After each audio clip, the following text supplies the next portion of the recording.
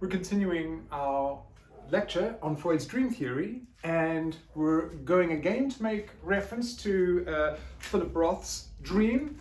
We're going to think a little bit about the warship in Philip Roth's dream, and we want to foreground these last two operations, unconscious operations, dream work operations that treat latent material and make it find substitute or varied or distorted or disguised forms within manifest form of the dream. Before we do that, I alluded last time to the basic underlying dynamics of Freud's model. And let me just say something about that. Freud's idea is that if you have what he would call an unconscious, that there are messages, ideas, impulses that are seeking expression. You could say that they are seeking expression almost all the time, and that to have an ego, to be healthily repressed about some of those ideas and some of those thoughts. Ideas and thoughts which, importantly, don't always seem to be mine, right? It's almost as if they seem to be someone else's. Sometimes they're mine, sometimes it's almost like they're someone else's, like they belong to another person. Nevertheless, we have then this situation whereby there's thoughts, impulses, wishes. Someone cuts me off in traffic. I have a thought, I have an impulse that are trying to be expressed. They're trying to, as it were, from the bottom of the unconscious come up. And then you've got the preconscious, which for Freud is the thing, which is like the censor, which is saying, yo, stay down. You can't come out. I'm holding you in. I'm keeping you there. I'm keeping you repressed. Now, of course, if you've got this push-pull hydraulics model, you could argue that unless there's some expression, some pressure release valve of those impulses and thoughts, you're going to have an explosion. You're going to have something overly bottled up. So the idea in Freud's dream theory is that you need to have some expression of these impulses, of these unconscious or repressed thoughts. Because if you don't have some expression, some release of those thoughts, something problematic will happen, something akin to some kind of explosion. So the dream is one of those areas of psychical life. The Freudian slip is another, where a little element of the repressed material is given its voice. It's given a little speaking opportunity, although it typically has to be disguised. You never just picture it directly, it takes on a disguised form. But I just wanted to give you this kind of hydraulics model of a voice that's seeking expression. It's almost like I've got a secret that my unconscious wants to tell the world, and my attempts to keep on holding it back. The last time we spoke a little bit about symbolism. We spoke about how symbolism involves constant substitutions for things that we're trying to talk about. And here we have a nice example. I mentioned also earlier that what do we talk about when we talk about a sick dog? In other words, what does the dog symbolize? What is it a substitution for? There's a Raymond Carver novel called What Do We Talk About When We Talk About Love? And Haruki Murakami, favorite author of mine, has a book where he says, what do we talk about when we talk about running? And I suppose what I want to ask is, yes, what do we talk about when we talk about the sick dog we spoke about last time? Or what is Philip Roth talking about when he says this in his dream? He talks about the American warship. He said, I was expecting my father to be on the ship, somehow to be among the crew, but there was no life on board and no sign anywhere of anyone in command. And this is the section where I'm asking the question, what is Philip Roth possibly speaking about when he says, this dead silent picture, a portrait of the aftermath of a disaster, was frightening and eerie, a ghostly hulk of a ship cleared by some catastrophe of all living things. Some catastrophe of all living things. What else could Philip Roth be speaking about when he uses those words? For Freud, there's this idea that there's an overdetermined relationship between unconscious thoughts and what I actually say. In other words, more than one intention, more than one meaning could be speaking through what I am talking about now. He also uses the word transference for this. In other words, there could be more than one meaning that could be read out of Philip Roth's words. Or to go back to where we were before, what is Philip Roth talking about when he talks about the eerie, silent scene where there's been some catastrophe that's got rid of all life? I'm going to leave that question in mind to you, but let's just also say, in line with the type of psychoanalysis that I'm suggesting. The idea here is not necessarily that we need to have the encapsulating definitive interpretation, but rather that if Philip Roth is on the couch, one might pose something of that question. What else, even if implicitly, are you speaking about when you say that? Okay, nice way of thinking about symbolism. So let's then cast our mind to displacement and representability. And in fact, let's start with representability. Representability is one of those Freudian concepts that Lacanian psychoanalysis is very good at foregrounding, at exploring, at developing. Many other forms of psychoanalysis are pretty good at conveying some of these ideas, not so much this one. What does representability even mean? I've put alongside a dramatization just because that might make it a little bit easier to understand. Conditions of representability, is the actual label that Freud gives it, is he says that dreams are burdened with a task. They've got to take thoughts, they've got to take expressions, they've got to take ideas and picture them. You don't dream written lines of words. Or you could put it differently and you could say you do have a whole series of thoughts before you go to sleep at night. Those thoughts are occurring to you, thoughts, residues from the previous day. They're there, remains of the day. It's a very evocative phrase that Freud uses at some point. They're there, they're thoughts in your head. And by the time you go to sleep, those thoughts are pressing for release. And in many instances, when you're not able to fall asleep, you're thinking, you're ruminating, and that process just remains, the thoughts stay the thoughts.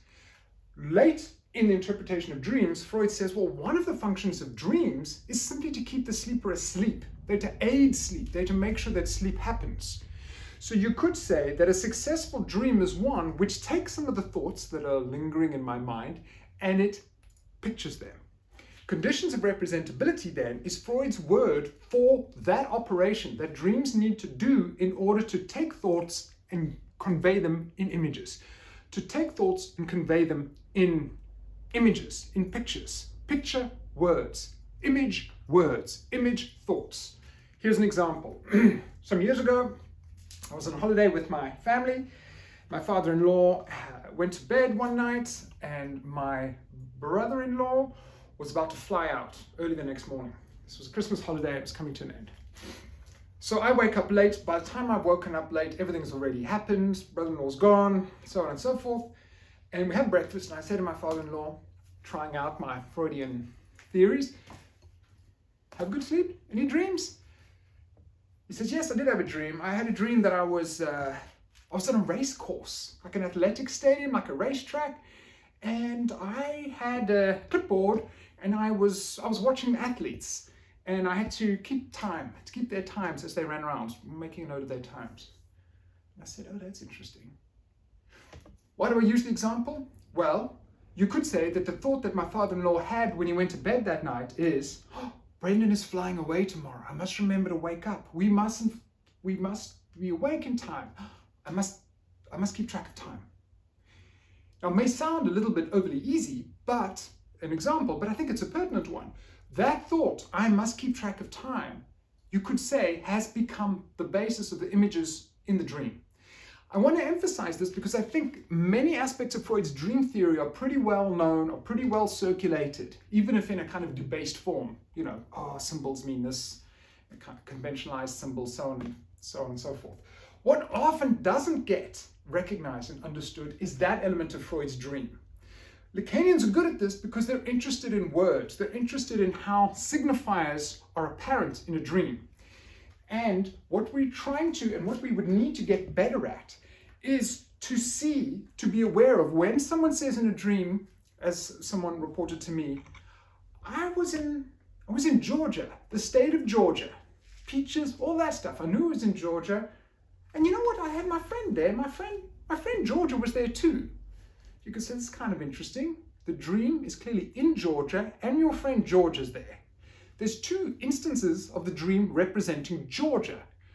So the challenge then in interpreting dreams is not just to say, what are we talking about when we're talking about a sick dog?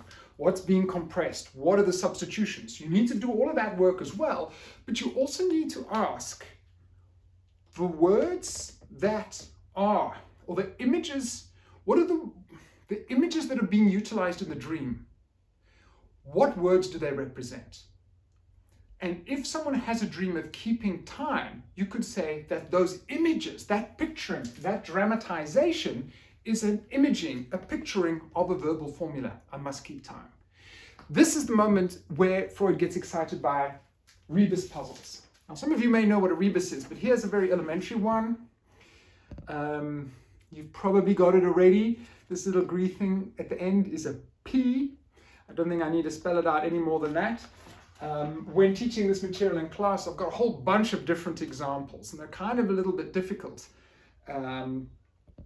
But what they do, it's like a kind of children's puzzle, they're not only children's puzzle, is they give you little pictures, kind of like a pictogram of sorts. And Freud is saying that dreams often involve exactly this process itself. They show you pictures. I, C, U, P. They show you pictures as a way of conveying a verbal formula. I'll give you some other examples of this. Once I did a dream interpretation in class, and one student said, well, okay, I want to take my dream. In my dream, it was kind of a Halloweenish dream. I go to the door and I knock on the door and some witch lady comes out. And of course, I'm supposed to be doing all this like Lacanian stuff. So I say, witch lady? And then he gets really embarrassed. And I said, witch lady? In other words, witch lady, the image of it is a witch who's a lady. But it's also, you could say, a witch lady, a question. And I said, like, sorry, I didn't mean to embarrass you, but what's embarrassing about the witch lady? It's a question. And then he looks kind of embarrassed and he goes, well, I'm in this kind of odd situation now where I'm in two relationships at the same time and I got to figure out which one I'm actually going to go with. Now, I know what you're saying. You're saying, what a lame idea. Freud's going to say, yes, dreams are often like a bad joke. And that element where the pictures, the images of the dream are in a way the imaging of words is one of the tricky elements of dream interpretation that we don't normally pay much attention to. I think we see it in Philip Roth's dream as well. He says, ending with his transformation by the brain tumor into an enfeebled wreck. You can imagine Philip Roth going to sleep that night and his thought would have been something like, he's just a wreck. The dream is his father as a wreck, okay, as a wrecked ship. Or we could see it again here. Listen to this. In a dream, a boat, a medium-sized, heavily armored battleship, a gray boat, some old American warship stripped of its armaments and wholly disabled, floating towards the shore. Wholly disabled, battle gray. Those are words, battle gray, wholly disabled, enfeebled wreck, which in their literal application when he is thinking the night before he goes to sleep, those may have been words that he used to describe his father. In the course of the dream, he has a ship. It's his unconscious finds the image through which to convey the words. And he says something lovely at the end of the dream. He said, the defunct warship, defunct's another one, driving blindly into the shore. This is not a picture of my father at the end of his life that my wide-awake mind was ever likely to have licensed. Rather, it was sleep that, in its wisdom, kindly delivered up to me this childishly simple vision, so rich with truth and crystallized my own image. So that's the point. When we're listening to dreams, it's easy to be complete. I mean, if someone related a dream like this, you go like, eyes. What could eyes mean? If you do a kind of symbolic eyes, so someone's watching you. Now, maybe in certain circumstances that might be a viable way to think about the dream. But sometimes the images in the dream are simply pictures that are standing in for words. I'll give you one further example of that just before we conclude. We'll have to return to speak a little bit more about displacement. I had a dream once. And embarrassingly enough, I used to be like a DJ when I was in college to make extra money. And when you go in, you have to take all your gear and the rig and the speakers and the cords and everything. And at the end of the night, you would take everything down. Anyways, I'm talking about the dream in my analysis. And I said, yeah, I had to pull up the wire, pulling wire. The analyst is kind of good at this, pulled out that phrase, pulling wire. And then I felt a little embarrassed. And just to give you the context, if you've got speaker cables and you're doing a 21st birthday party or a wedding or something, you tape it down so people don't trip on it. But I'm South African, in vernacular, pulling wire has a very certain meaning. So my dream pictures a scene when I'm actually pulling wire. But in South African vernacular, where I grew up pulling wire, I don't think we need to elaborate too much. Once again, you have this moment when the dream is almost like a bad joke, like a verbal trick, like a using of an image to portray words, an image to portray ideas. That takes, I think, a little bit of training to get good at hearing it, but that's an important way of trying to grapple with and understand something that's within the dream. Just before we conclude, let's just say a couple of things about displacement, and then we can maybe follow it up with just a few more references to Philip Roth. Displacement is, although is the fourth, we've kind of gone out of order here, way of thinking about how material is disguised. And one of the key operations in displacement is a kind of extension. So you'll see here, I've noted that a displacement is a kind of extension or a transfer. Freud uses the phrase, it's a transfer of psychic intensity from one place to another. And he seems to use the phrase or the word displacement, a kind of psychological, psychic operation of the unconscious in several ways.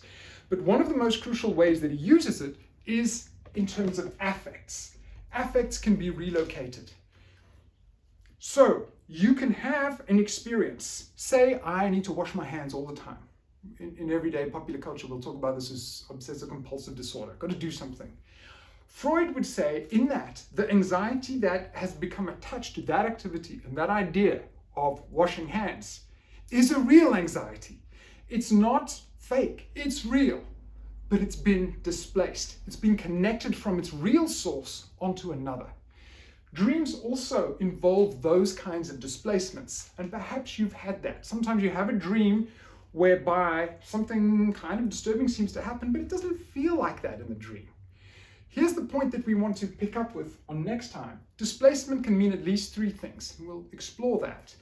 But one of the most important elements of displacement is that ideas can become, affects, emotions can be detached from an original idea and located onto another idea.